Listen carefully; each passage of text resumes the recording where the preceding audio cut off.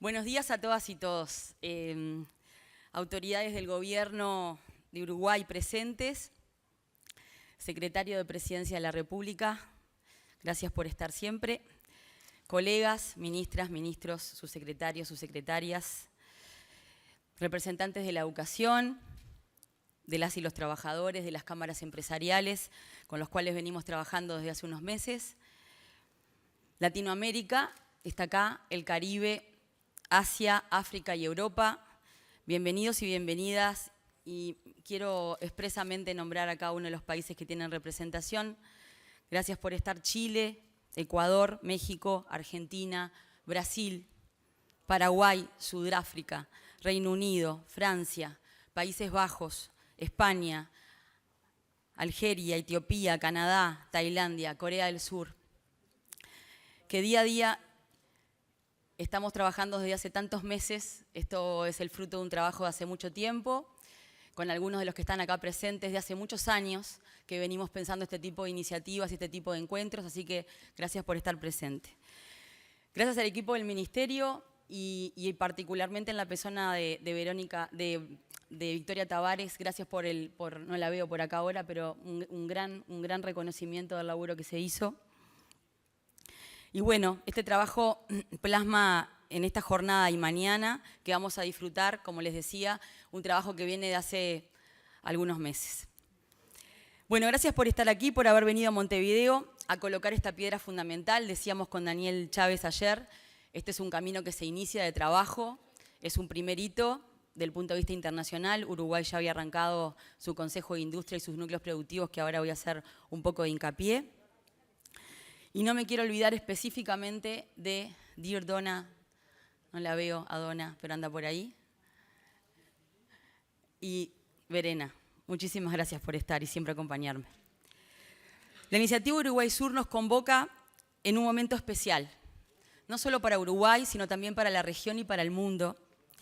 Y es un orgullo y un privilegio ser la sede de un encuentro de alto nivel en esta ciudad, abierta al río y también abierta al mundo, donde hoy empezamos a gestar algo más grande que un encuentro que sea puntual. Estamos en Montevideo y, como dijo un compañero del Ministerio, el director de Telecomunicaciones, Pablo Cires, en un encuentro que también estamos siendo anfitriones esta semana de Telecomunicaciones, estamos en la capital más austral de América, más al sur de América. Y esto también es simbólico.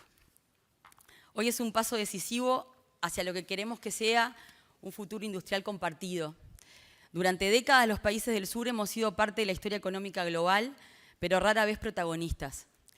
Hoy nos juntamos a pensar, a intercambiar entre todas nosotras y nosotros, a discutir y también a trabajar hacia una política industrial verde que responda a nuestras propias realidades, que tenga una voz genuina de nuestro lugar y nuestros valores. Montevideo se convierte así en un espacio simbólico y concreto de diálogo entre el sur-sur, pero también entre el sur y el norte. En un punto de encuentro entre quienes creemos que es posible construir un desarrollo diferente, más justo, más sostenible y más soberano. Nombrar a cada uno de los países recién, los que hoy nos acompañan, tiene un sentido para mí, en lo personal, porque sé que la palabra, o entiendo que la palabra, y nombrar explícitamente lo que queremos, es una herramienta de la materialidad. Lo que nombramos existe y por eso importa. Hoy el sur global nos convoca. Y nos convoca porque tenemos historias comunes, tenemos experiencias comunes. Y hablar del sur global no es estrictamente geográfico. Se trata ante todo de un concepto político, económico y social. De una historia compartida que habla de mucha riqueza, pero también de mucho trabajo contra la dependencia y contra la desigualdad. Vivimos un tiempo crítico. Las tensiones geopolíticas, la urgencia climática y la transformación tecnológica nos colocan ante decisiones que definirán el rumbo de las próximas décadas. La idea de una política industrial ha vuelto al centro de la escena, pero tenemos que ser cautelosos porque las formas en las que regresa no siempre nos favorecen.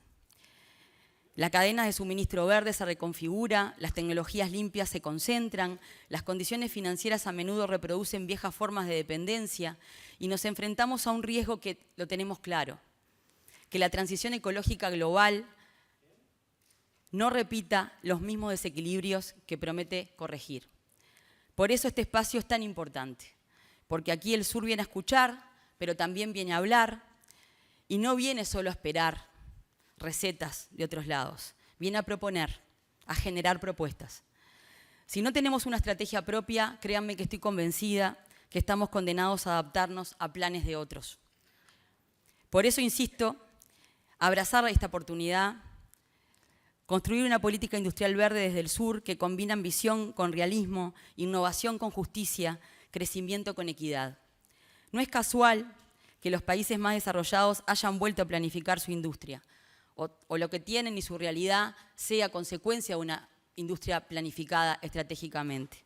Podemos mencionar el Made China de China, obviamente, Alemania con su Estrategia Industrial 2030, Estados Unidos con las CHIPS Act, y entre ellos se cuela Brasil con su ejemplo, que en tanto hemos hablado, y hoy vamos a escuchar a Verena contándonos un poco de todo lo que han trabajado en la tarde.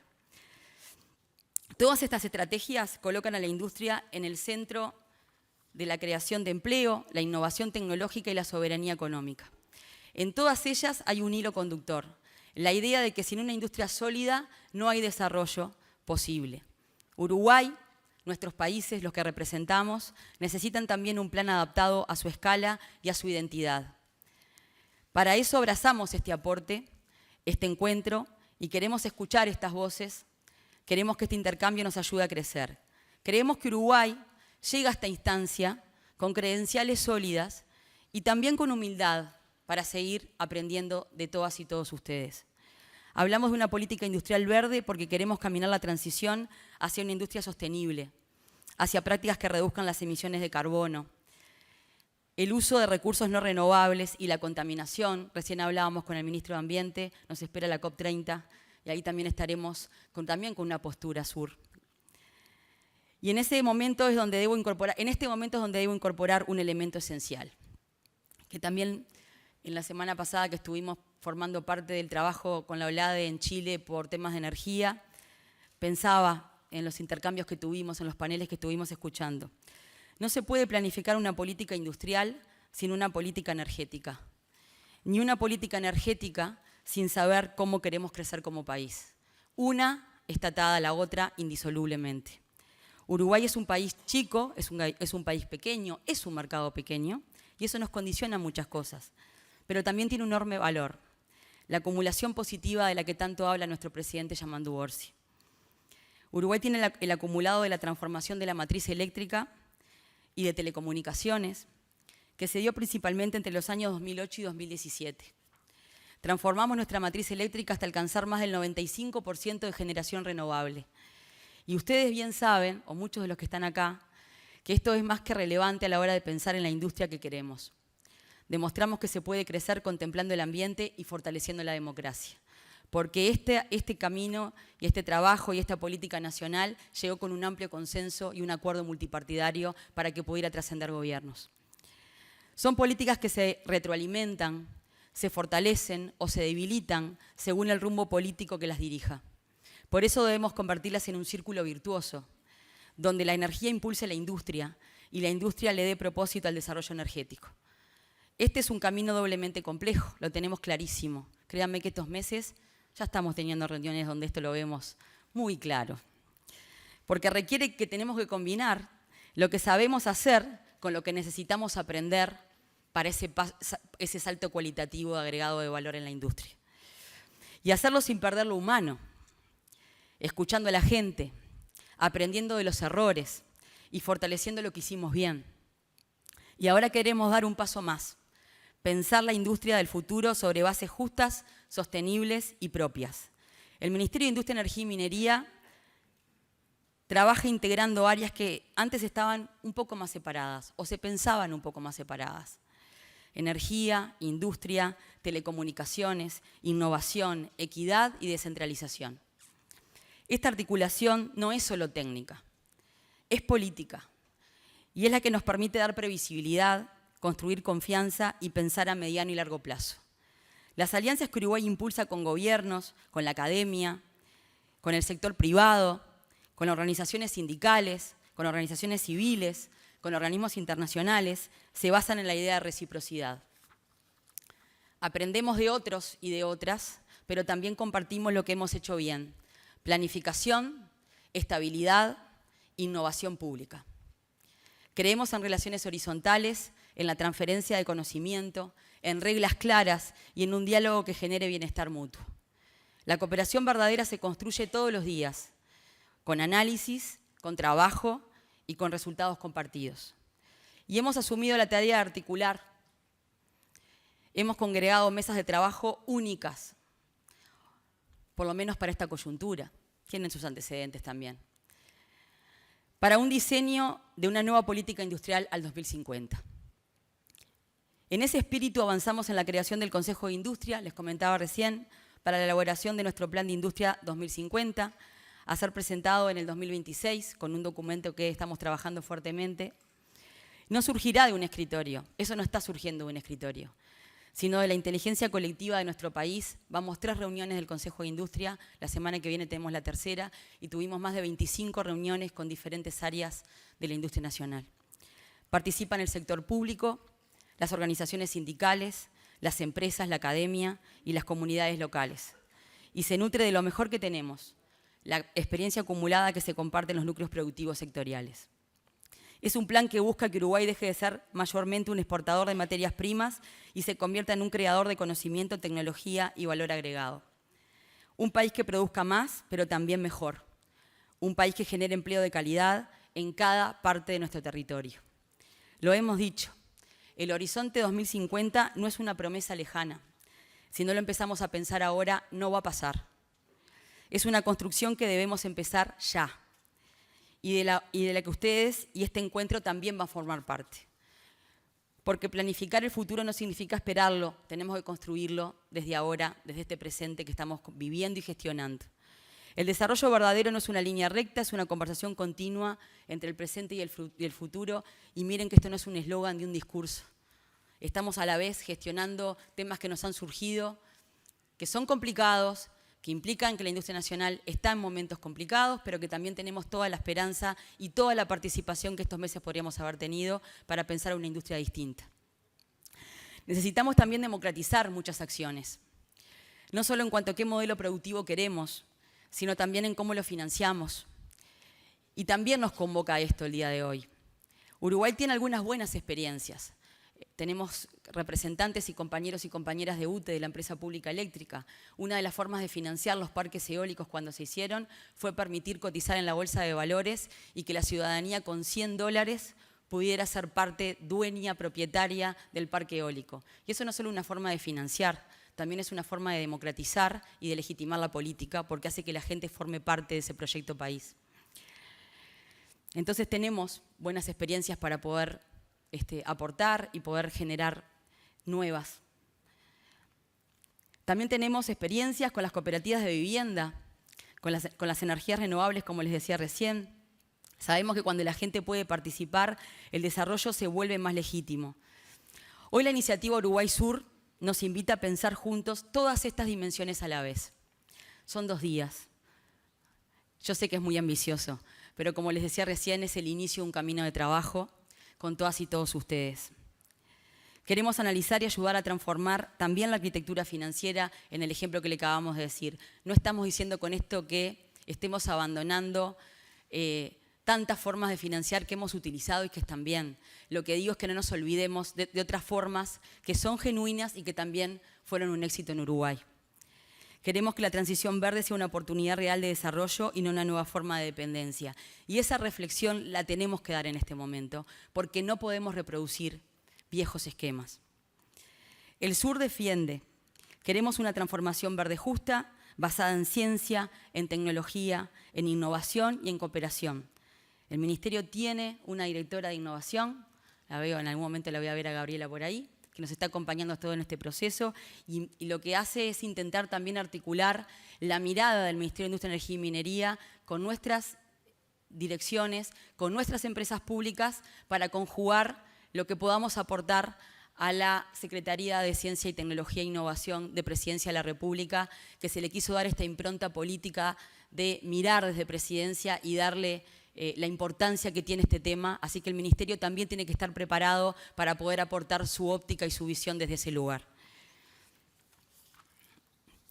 Y les decía que por primera vez los países del sur estamos elaborando esta visión. Por primera vez tenemos este tipo de encuentros y en Uruguay, que mira este 2050 y que empieza a transformar. Este encuentro es más que una escala técnica, yo creo, estoy convencida que es un hecho político y eso se necesita. Demuestra que los países del sur no solo participan del cambio global, también lo pueden orientar, también lo pueden planificar, también lo pueden impulsar desde su propia visión. Queridas y queridos colegas, iniciamos un camino de trabajo sostenido en la cooperación, en el conocimiento y en la reciprocidad. Uno basado en la colaboración, en la confianza y en la certeza de que el desarrollo no se mide solo en cifras. Yo lo vengo repitiendo desde marzo y lo seguiré diciendo, sino también en dignidad, en capacidades humanas y en ecosistemas sanos. Construir este futuro más próspero, justo e innovador requiere coraje para actuar, pero también generosidad para escuchar. Invito a cada una y cada uno de ustedes a ser parte de este proceso colectivo, a creer que los imposibles se vuelven posibles cuando se construyen entre muchas y muchos. Y como vengo haciendo desde hace unos meses, como decía mi querido Pepe, lo imposible cuesta un poco más. Y para cerrar, quiero hacerlo con un párrafo de un poema de otro querido uruguayo que muchas de ustedes deben conocer, que es Mario Benedetti, y que sigue siendo un faro, una inspiración emocional.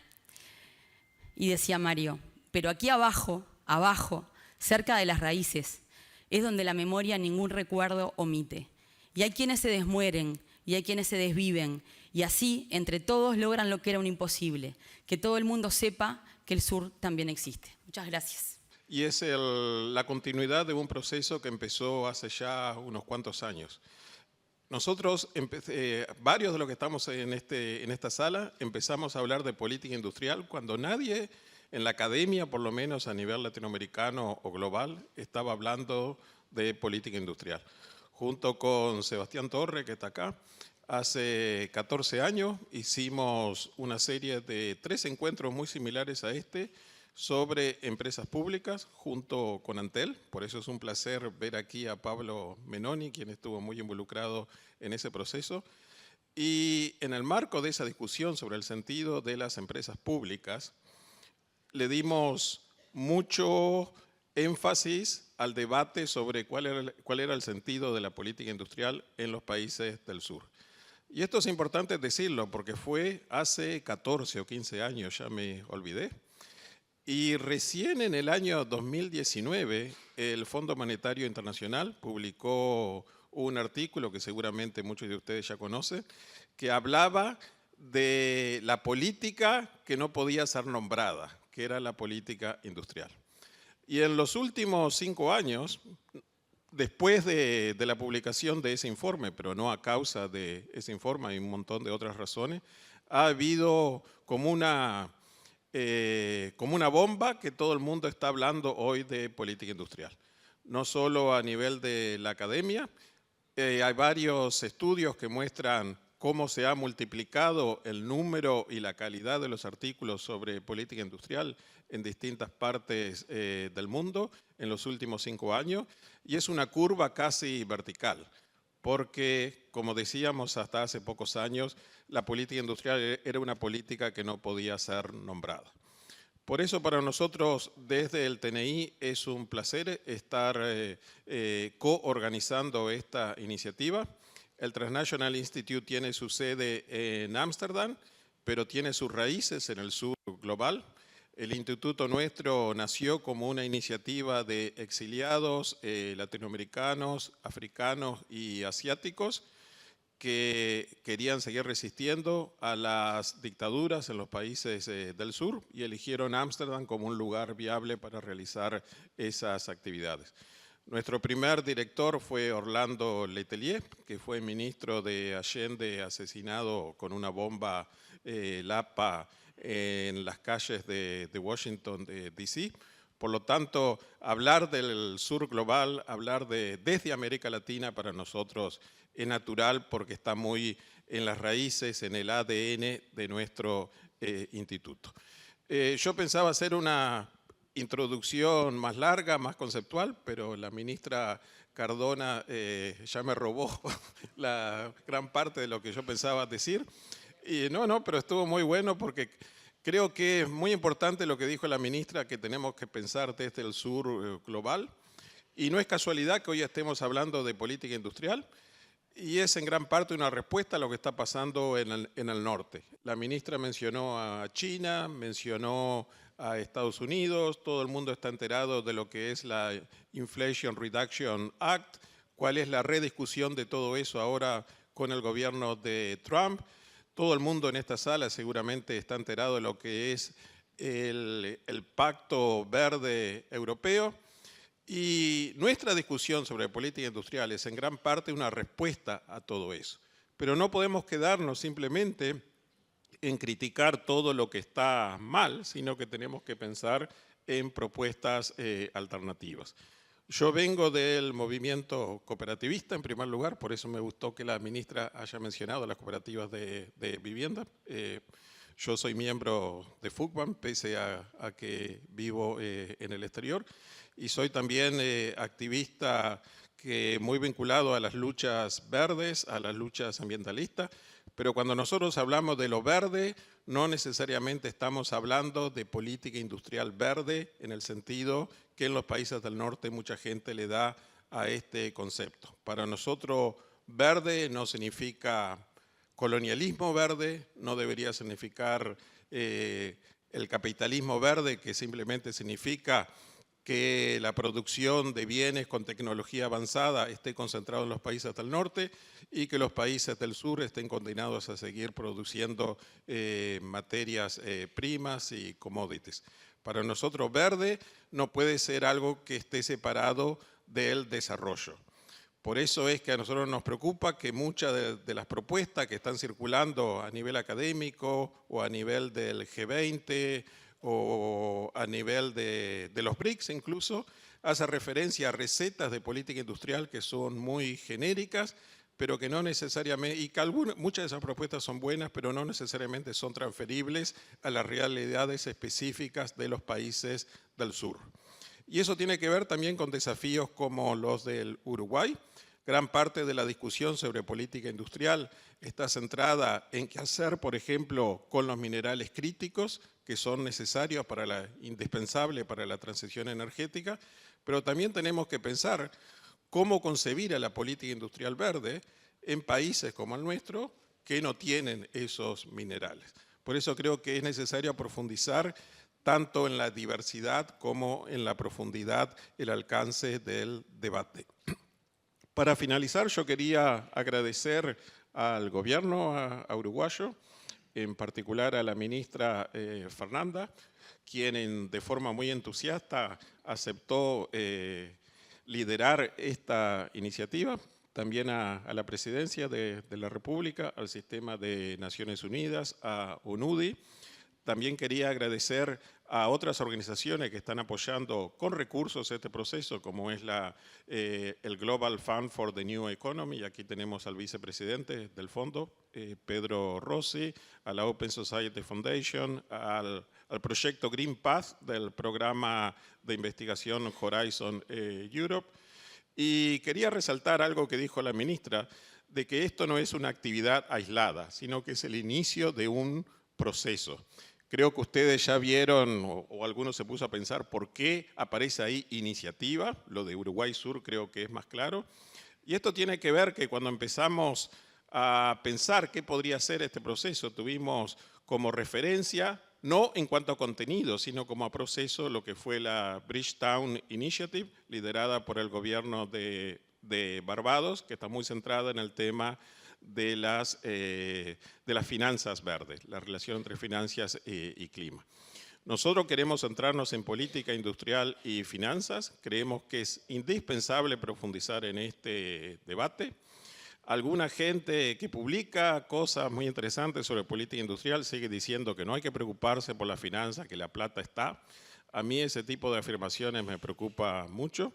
Es cierto que tenemos que ser creativos sobre cómo repensar el acceso a las finanzas, pero no podemos apoyar soluciones tan fáciles como, ok, de-risking, abrir las puertas a la inversión privada, es la vía más rápida y la única posible para el desarrollo de una política industrial.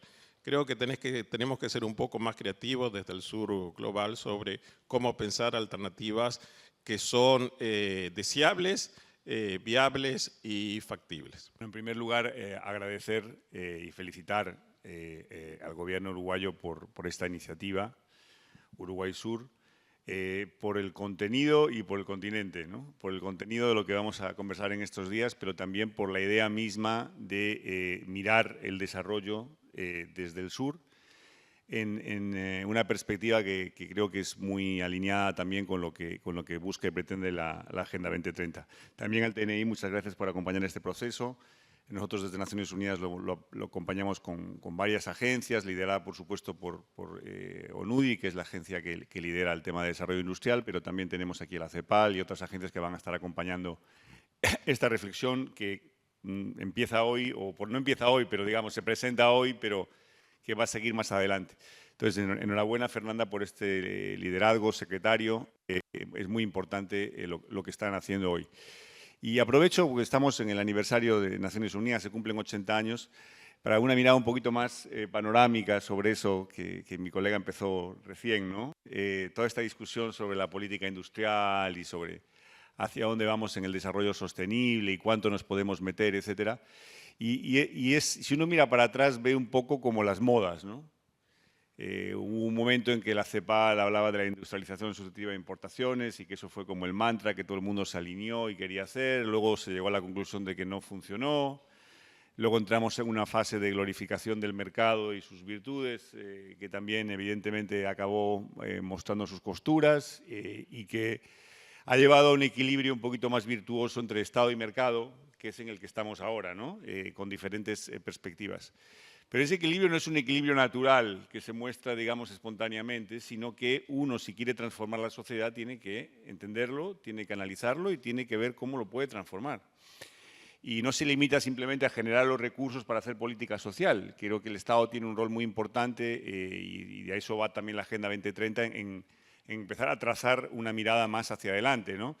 Porque cuando hablamos de la Agenda 2030 en general todo está bien, bueno, casi todo está bien para la mayoría de la gente, hay siempre opiniones de todo tipo, pero tienes diferentes pilares que se enfrentan en momentos, ¿no? La economía y el medio ambiente, por ejemplo. Ahí es un equilibrio complejo, los trade-offs que le llaman, hasta dónde uno puede empujar, cómo uno puede planificar, y ahí uno tiene que anticiparse, no puede ir a resolver eso en cada caso concreto, porque si no, ¿cómo lo resuelve? Ah, ya llegó el Ministerio de Medio Ambiente a estropear la inversión. Y entonces el malo de la película es el ministro de Medio Ambiente o el Ministerio de Medio Ambiente porque lo paró todo, ¿no? No puede ser así. Entonces un Estado responsable que quiere transformar un país tiene que estar mirando hacia adelante y evaluando esas oportunidades de manera integral que se tocan todas, ¿no? Lo económico, lo social, lo político, lo ambiental. Tú también mencionabas una cosa muy interesante que es, y también está en la Agenda 2030, que es las políticas públicas no se pueden hacer solo en un despacho. Tienen que incluir a la gente desde su concepción, desde el entender a quién queremos beneficiar, en su ejecución y en su evaluación. Y eso también es un elemento bien importante.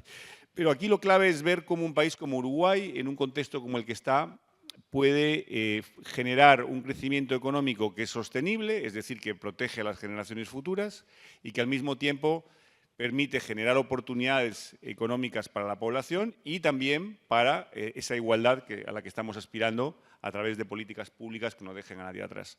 Y eso hay que planificarlo, eso hay que conversarlo, eso hay que discutirlo, hay que aprender de lo que hacen otros países también que han abordado cosas así. Y así se pueden lograr cosas maravillosas. Yo esta semana, porque a veces hablamos de todo el pesimismo, de cosas que no funcionan, porque hay muchas que no funcionan, lamentablemente, pero esta semana, por ejemplo, vimos que en el tema ambiental, ¿no? que la producción de energía sostenible ya sobrepasó al carbón, ¿no? Y se espera que este año sea el primer año en el que eso ocurra a nivel internacional. En Brasil ha anunciado otro día el presidente Lula que habían desaparecido de la Carta del Hambre otra vez, ¿no? Que es una noticia también importante. O sea, hay muchas noticias que permiten ver que si uno planifica, ¿no? con tiempo y le pone la voluntad política, puede transformar. Y creo que este tipo de iniciativas justamente miran para ahí. Cómo nos anticipamos y cómo podemos transformar esa economía. Añado dos cosas y con eso termino porque hay gente mucho más cualificada que yo que tiene cosas también muy interesantes que decir. La primera es que en ese contexto de la mirada que se viene hacia adelante hay una una oportunidad muy grande que se abre al país si se ratifica el acuerdo entre la Unión Europea y Mercosur. Creo que ahí hay también un espacio, pensando en el medio y largo plazo, tremendo, ¿no? Que tiene que ver mucho con la sostenibilidad, ¿no? Cómo desde el sur pega ese salto, no solamente porque se lo pida el norte, sino porque también está en ese proceso, pero también cómo se fortalece para poder negociar, para poder crecer, para poder transformar. Y ahí hay un escenario que realmente se le abre a Uruguay de oportunidad, yo diría histórica, ¿no? Sin manosear la palabra, pero que creo que desde el momento geopolítico tan convulso, tan complejo, tan difícil, tan incierto como el que estamos viviendo, vuela una oportunidad que creo que en esta discusión también va a ser bien importante, porque estamos hablando de cómo se posiciona Uruguay, cómo se para, y obviamente es una variable que va a tocar mucho del entorno.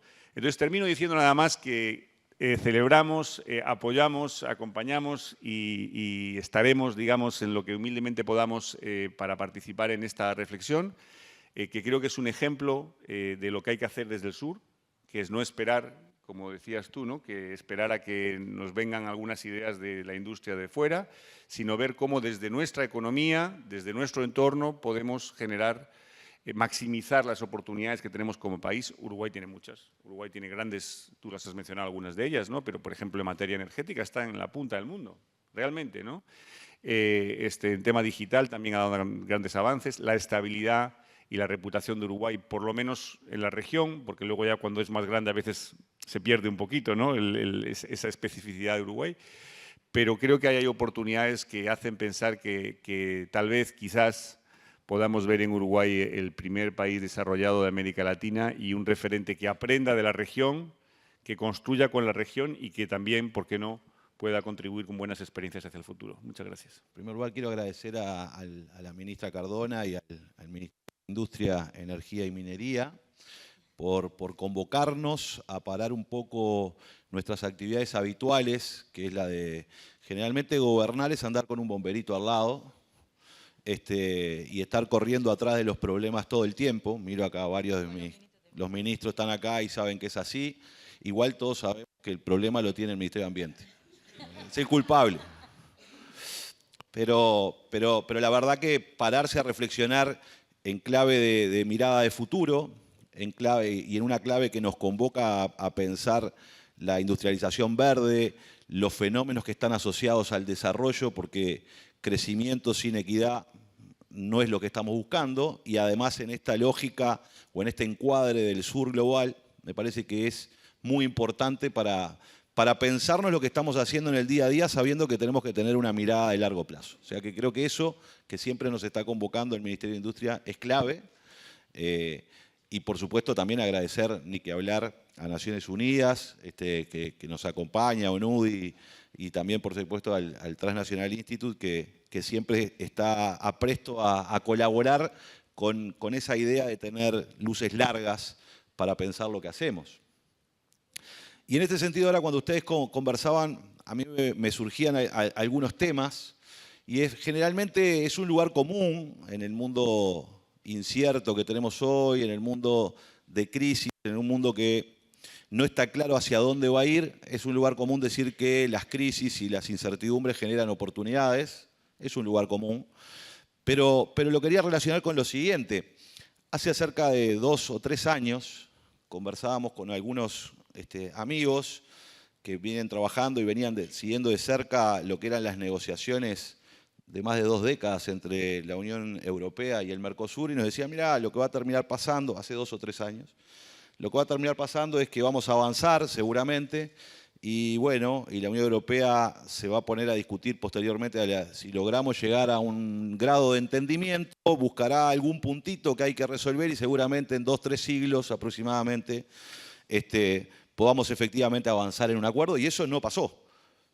Pasó lo contrario, pasó que logramos avanzar, y yo creo que logramos avanzar en vista de que tanto la Unión Europea como América Latina están empezando a entender lo que está sucediendo en el mundo y encuentran oportunidades que antes no se daban, ¿no? Porque hoy estamos viviendo un proceso muy grande de proteccionismo, hoy estamos viviendo un proceso de guerras comerciales, además de los conflictos bélicos, y empezamos a ver a la necesidad de integrarnos en determinadas regiones, y yo creo que entre la Unión Europea y América Latina hay lazos importantes y complementarios para pensar una estrategia de desarrollo con valores compartidos, con estrategias compartidas y con complementariedades productivas que nos permitan avanzar, con intercambio de conocimiento, con intercambio de experiencias. Y creo que, por tanto, el escenario internacional que tenemos hoy, yo creo que es propicio para pensar cómo desde el sur se pueden trazar nuevas estrategias de desarrollo en vista del escenario en el que estamos, en donde tenemos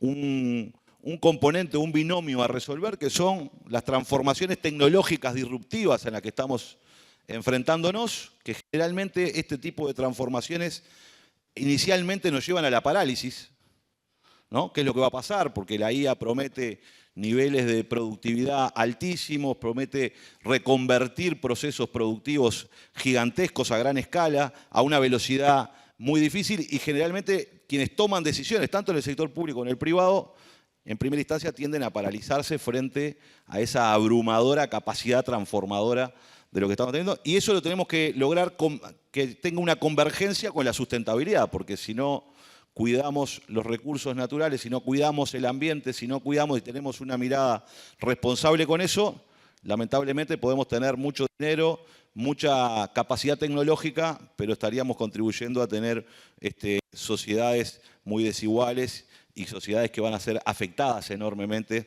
por los efectos negativos de no pensar una estrategia de desarrollo con sustentabilidad. De hecho, hay estudios en América Latina que establecen que el cambio climático y los efectos de no tener unas previsiones ambientales acordes en una mirada de sustentabilidad podrían ocasionar en los próximos 20 años pérdidas cercanas al 1,5 puntos, 5 puntos del PBI en el continente. Vaya si tenemos que trabajar en un continente, el continente más desigual del mundo, no nos podemos dar el lujo de tener estas pérdidas. Pensemos lo que fue en el caso uruguayo hace algunos años, las pérdidas ocasionadas en el sector productivo, y no solo en el sector productivo industrial o primario, sino, mirando a Pablo también veo en el turismo, lo que fue el efecto, de alguna manera, del déficit hídrico, el cual se vio enfrentado el país, con pérdidas millonarias donde, como siempre, el Estado, es decir, toda la sociedad ha tenido que salir a poner el hombro para sostener una parte importante de lo que allí estábamos perdiendo. Entonces, vaya si habrá que pensar en esa clave.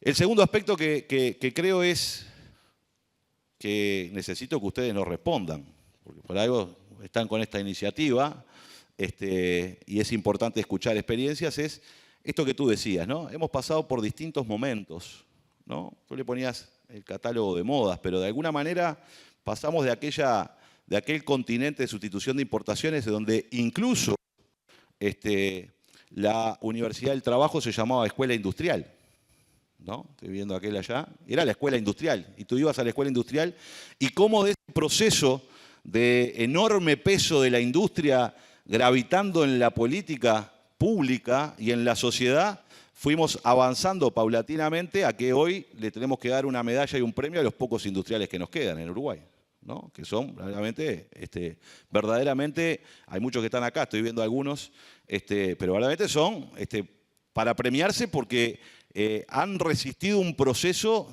diría yo, de despojo y de competencia desleal y de falta de política pública de contención que ha sido brutal, ¿no? Y cómo fuimos abandonando porque nos vinieron a convencer de que teníamos que abrir absolutamente todos nuestros mercados, que en realidad el mundo era plano, que éramos todos iguales, y que entonces si abríamos todo eso y desprotegíamos a nuestra economía, desprotegíamos a nuestros sectores, era lo mejor que nos podía pasar, porque además el mundo de los servicios venía a salvar justamente los problemas de la pérdida de empleo industrial, y que eso nos iba a traer como correlato la posibilidad de que nuestras industrias compitieran con otras industrias en el mundo y fueran más maduras y crecieran. Y lo que terminó pasando es un cementerio de industrias que no lograron reconvertirse, ¿no? Y el peso de la industria en la economía ha caído estrepitosamente, y los datos nos van demostrando la necesidad de estar frente a un escenario de crisis que tenemos que repensarla. Repensarla para construir una industria distinta a la que tuvimos, que me parece que ese es el otro elemento central, porque muchas veces en estas discusiones tendemos a volver a tener aquel proceso industrial donde salían cientos, miles de trabajadores de las fábricas con mameluco y que generaron y dieron la fisonomía incluso a muchos barrios no solo de Montevideo, pienso de la ciudad de Chávez, de Paysandú, de otros centros industriales de otrora, que en realidad han quedado con la añoranza de lo que alguna vez tuvimos. Y lo que nosotros necesitamos es construir una industria nueva, distinta, diferente, que tiene otros componentes, ¿no? En el Uruguay era muy común decir o hablar, viendo a Pablo ahora, de que teníamos justamente la industria sin chimeneas era el turismo. Y yo me pregunto, ¿cómo será la industria del futuro de los próximos 20 o 30 años? ¿Será con chimeneas o sin chimeneas? Hoy los procesos que se están hablando en el mundo sobre hidrógeno verde terminan captando el humo de la chimenea. Para poner un ejemplo, y el Uruguay está también en el centro de este debate sobre la posibilidad o no de instalar plantas industriales de hidrógeno verde, que lo que hacen otra cosa es captar el CO2 de las chimeneas, ¿no? Yo no quiero hacer un chiste, pero decía, bueno, hay gente que se va a dedicar a vender humo. Hay mucha gente que vende humo hace mucho tiempo, pero parece que el humo se puede valorizar y transformarse justamente en un producto energético. Bueno, la tecnología avanza y hace cosas maravillosas. Pero me parece que esta discusión de cómo se industrializa un país en el contexto actual tiene algunas claves importantes. No hay industrialización posible sin integración. Sin integración a cadenas globales de valor que podrán ser regionales, pero que también hay que pensarlas en clave mucho más amplias. Difícilmente se pueda pensar o repensar un proceso de industrialización de América Latina si no tenemos esa necesaria integración regional que nos permita compatibilizar y articular las distintas capacidades que tenemos en el continente y además mirar lo que está pasando en otras regiones del mundo, y de ahí la importancia de las alianzas del sur global para repensar este tipo de cosas. Es muy difícil hacerlo. Recordaba esto de lo que nos vendieron de que había que abrir todo, seguramente ahora tengamos un orador de privilegio, ¿no? Mi primer acercamiento a alguna de sus trabajos era en ese libro de Retirar la escalera, ¿no? Es decir, por dónde subieron, y veo a aquel que ya se hizo en su momento un fuerte trabajo en este sentido, lo hicieron con el Transnational Institute también, ¿no? Cómo los países desarrollados crecieron, se desarrollaron y luego después nos venden la receta de que no hay que hacer lo que ellos hicieron para desarrollarse. Entonces, de ahí viene la importancia de la integración, la importancia de estas alianzas del sur global para repensar este tipo de cosas. Creo que el otro elemento es cómo pensamos el financiamiento de una política industrial que necesariamente necesita tener más largo plazo que lo que hoy muchas veces la banca financiera otorga.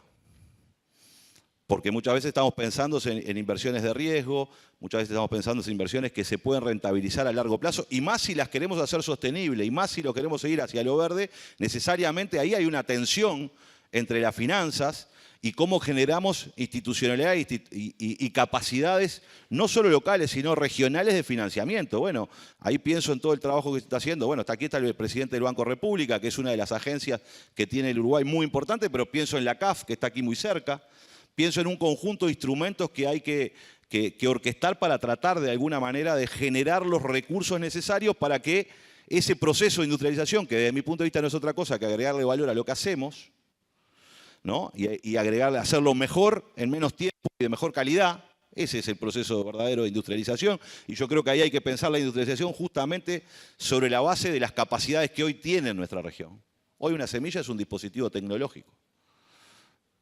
Por tanto, no podemos tender a pensar que el proceso de industrialización se va a dar solo en procesos fabriles o industriales alejados de lo que son una de las vocaciones de este continente, que es la producción de alimentos.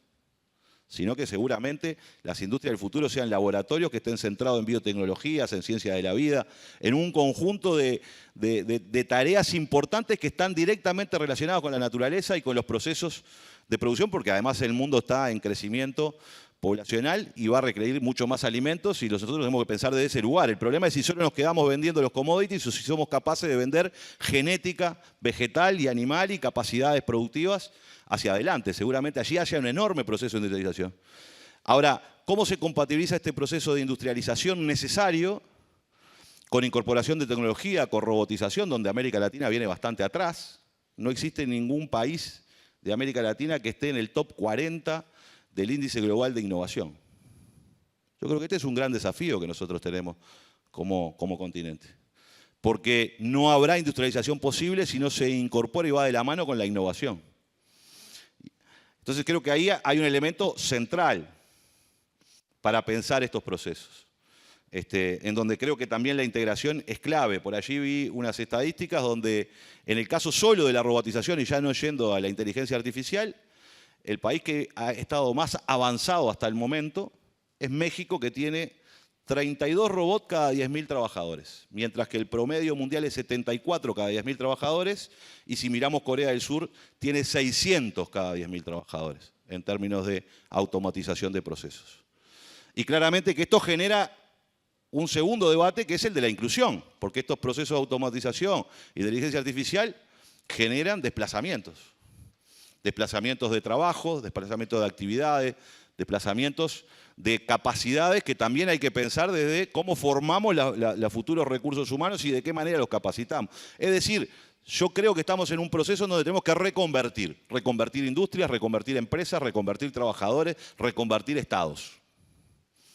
Porque si las agencias del Estado no se reconvierten para acompañar estos procesos productivos, difícilmente podamos avanzar, por lo menos desde este lado de América Latina, en el continente más desigual del mundo. No hay industria, por potente que sea, y tenemos nuestras empresas públicas, que pueda hacer frente a las enormes competencias y a los desafíos que tiene si no se da en una alianza de articulación público-privado que nos permita incorporar la tecnología, la innovación y el financiamiento que necesitamos para poder dar ese salto, y la formación y la capacitación de recursos humanos. Quiere decir que hay un desafío enorme, que me parece que lo que requiere ese desafío y lo que debemos discutir es que, y la experiencia histórica lo demuestra, es que no vendrá por sí solo, ni vendrá por esfuerzos aislados de los actores, sino que tendrá que tener una enorme capacidad de voluntad política. Y cuando digo voluntad política no me refiero al sistema político solo, me refiero a la capacidad de la articulación entre los gremios de los trabajadores, los sindicatos, las organizaciones de los empresarios, la academia y el Estado y el sector público, para poder empujar con valentía el desafío de que esta nueva ola de cambio tecnológico y de oportunidades que se nos abren, efectivamente el sur global pueda aprovecharlo para cambiar en algo su lugar en el mundo, no solo como un lugar subordinado, sino quizás, por lo menos, sentarnos en la mesa donde se están discutiendo para no ser el almuerzo. Muchas gracias.